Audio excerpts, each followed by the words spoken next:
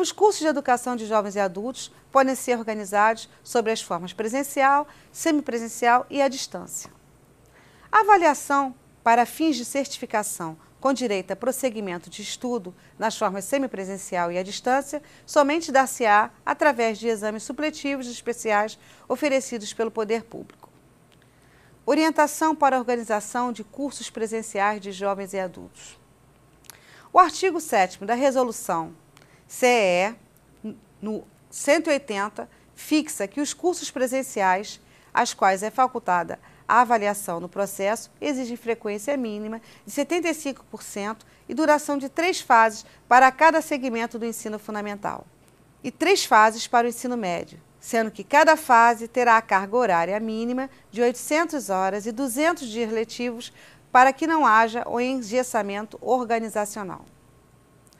E assim irá combater o aligeiramento do ensino, de modo a assegurar a educação de jovens e adultos um padrão de qualidade. Competências e habilidades.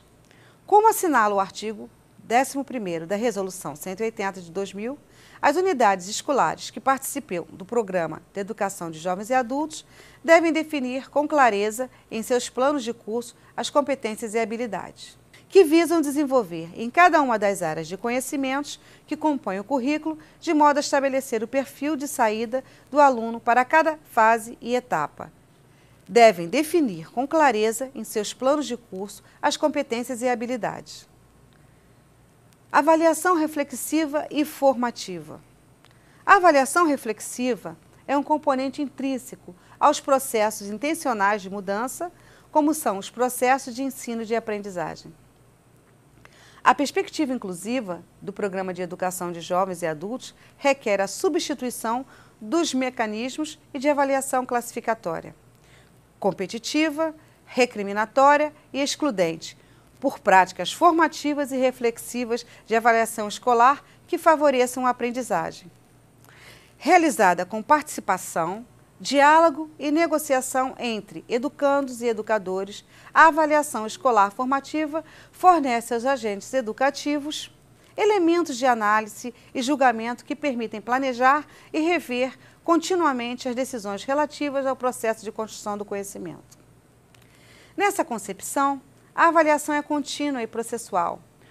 O momento investigativo da diagnóstico é tão importante quanto o momento de aferição de resultados. Processo de classificação, reclassificação da educação de jovens e adultos.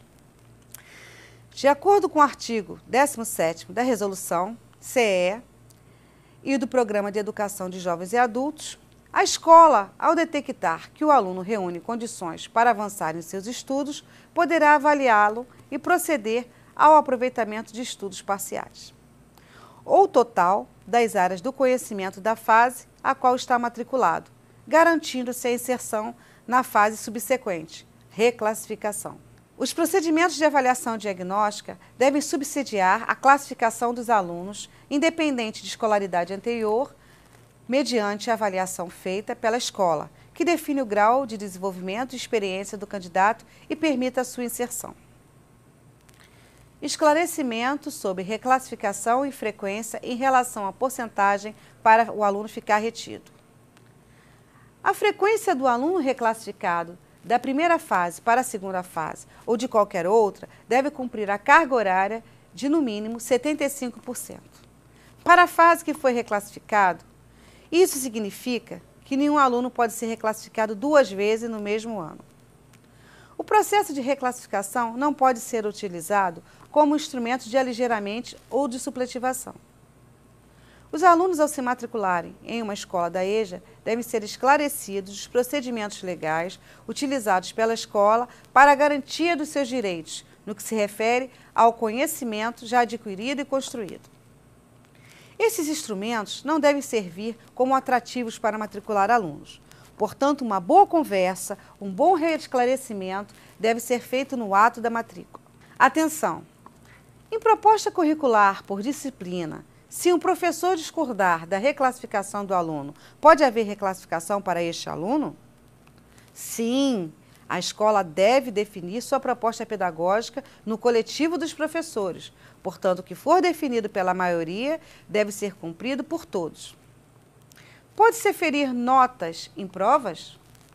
O Programa Estadual de Educação de Jovens e Adultos prevê a avaliação através de relatório, porém a escola pode utilizar diversos instrumentos de avaliação.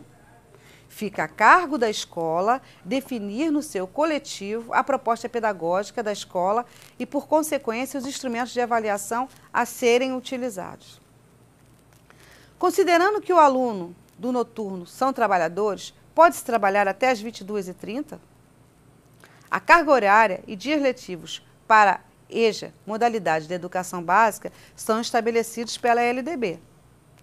Porém, a carga horária diária pode ser estabelecida pela escola, considerando que no período noturno a maioria dos alunos são trabalhadores. A avaliação a serem trabalhados envolvem professores e alunos, de maneira que não haja prejuízo de carga horária para os mesmos. A escola deve utilizar a criatividade através de projetos que prevejam objetivo e execução. Quais os canais para obter verbas para a EJA? A aprovação do Fundeb garantirá financiamento automático para a EJA. Vamos ver. Qual a base legal para a reclassificação da terceira fase do segundo segmento para a primeira fase do terceiro segmento do ensino médio? A reclassificação está amparada pela LDB e Resolução 150/99/CEE e o Programa de Educação de Jovens e Adultos da Resolução 177/02/CEE. Quando o aluno passa por processo de reclassificação, nesse caso, no segundo segmento para o ensino médio, fica garantida a terminalidade da fase ou etapa que cursa. A idade mínima de 15 anos para a EJA e para o ingresso na primeira fase do segundo segmento ou primeira fase do segundo segmento. 15 anos para o ensino fundamental, tanto para o primeiro e segundo segmento, e 18 anos para o ensino médio.